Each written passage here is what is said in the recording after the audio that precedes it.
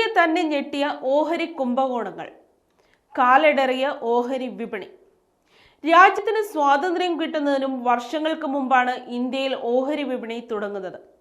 പരുത്തി വ്യാപാരിയായിരുന്ന പ്രേംചന്ദ് റോയ് ചന്ദ് 1875 308 അംഗങ്ങളുമായി തുടങ്ങിയ native share and stock brokers association വർഷങ്ങൾ കൊണ്ട് ബോംബെ സ്റ്റോക്ക് എക്സ്ചേഞ്ചായി വളർന്നു.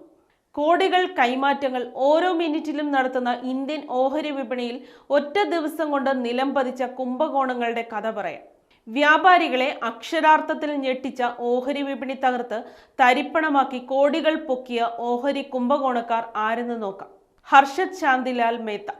ഇന്ത്യ കണ്ട ഏറ്റവും വലിയ ഓഹരി വിപണി കുംഭകോണം എന്ന് പറയുന്നത് ബോംബെ സ്റ്റോക്ക് എക്സ്ചേഞ്ചിൽ ബ്രോക്കറായിരുന്ന ഹർഷദ് ശാന്തിലാൽ മേത്ത ഒരുപറ്റം ബാങ്കർമാരെയും രാഷ്ട്രീയക്കാരെയും ഒപ്പം കൂട്ടി നടത്തിയ തട്ടിപ്പുകളാണ്. 1992 അത്. 4000 കോടിയാണ് അന്ന് ഒറ്റ മിനിറ്റിൽ നിക്ഷേപകർക്ക് നഷ്ടമായത്. ബാങ്ക് രസീതും സ്റ്റാമ്പ് പേപ്പറും ഉപയോഗിച്ച് ആർക്കും സംശയം തോന്നാത്ത രീതിയിലായിരുന്നു വമ്പൻ തട്ടിപ്പ് നടത്തിയത്. ഓഹരി വ്യാപാരികൾ ബാങ്കുകളിൽ നിന്ന് വ്യാജമായി വായ്പകൾ നേടിയായിരുന്നു തട്ടിപ്പ്. 1992 തട്ടിപ്പ് കണ്ടെത്തിയതിന് പിന്നാലെ ലോകം കണ്ടത് ഇന്ത്യൻ ഓഹരി വിപണി മൊത്തത്തിൽ തകർന്നടിയുന്നതായിരുന്നു. ഇന്ത്യയുടെ ആരോഗ്യ വിദ്യാഭ്യാസ ബജറ്റിനേക്കാൾ വലുതായിരുന്നു സ്റ്റോക്കർമാർക്കിടയിലെ ബുൾബുൾ എന്നറിയപ്പെടുന്ന ഹർഷദ് മേത്ത ഒറ്റ ദിവസം കൊണ്ട് തട്ടിയെടുത്ത കോടികൾ. ഹർഷദ് മേത്തയോട് കടപിടിക്കുന്നതായിരുന്നു 2001 കേതൻ പരേഖ് നടത്തിയ കുംഭകോണം. ഓഹരി വിപണിയിൽ സ്റ്റോക്ക് ബ്രോക്കറായിരുന്ന ഹർഷദ് മേത്ത തന്നെ വളർത്തിയെടുത്തതായിരുന്നു കേതൻ പരേഖിനെ. ഗുരുവിനെ പോലെ ശിഷ്യനും അഴിമതിയിൽ കഴിവ് തെളിയിച്ചു. കേതൻ കൽക്കത്ത സ്റ്റോക്ക് എക്സ്ചേഞ്ച് ആയിരുന്നു പ്രധാന വ്യാപാര മേഖലയായി ഉപയോഗിച്ചിരുന്നത്.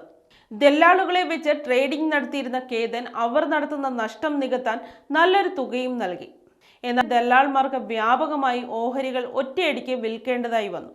ഒറ്റ ദിവസം കൊണ്ട് തന്നെ ഇന്ത്യൻ ഓഹരി വിപണി നിലം പൊത്തുമെന്ന അവസ്ഥയായി.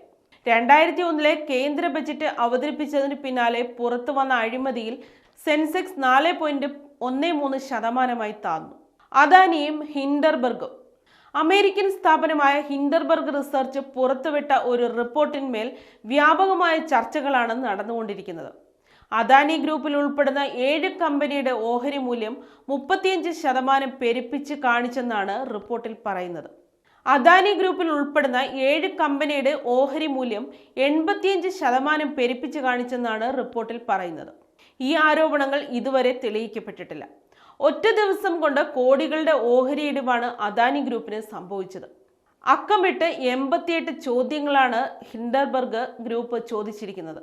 വെളിപ്പെടുത്തൽ വന്ന മിനിറ്റുകൾക്കകം നിക്ഷേപകർ പണം പിൻവലിച്ച് മടങ്ങിയ രാത്രിയിൽ ഇന്ത്യ കണ്ട ഏറ്റവും ദയനീയമായ ട്രേഡിംഗ് ആണ് ബോംബെ സ്റ്റോക്ക് എക്സ്ചേഞ്ചിൽ നടന്നത്. ഓഹരി നിലവാരം കുത്തനെ ഇടിഞ്ഞ ദിവസങ്ങളായിരുന്നു പിന്നീടുള്ള 2 ദിവസങ്ങൾ. നിലവിൽ അദാനി ഗ്രൂപ്പിന്റെ ഡീലുകളിൽ സൂക്ഷ്മ പരിശോധനയാണ് സെബി നടത്തി വന്നത്.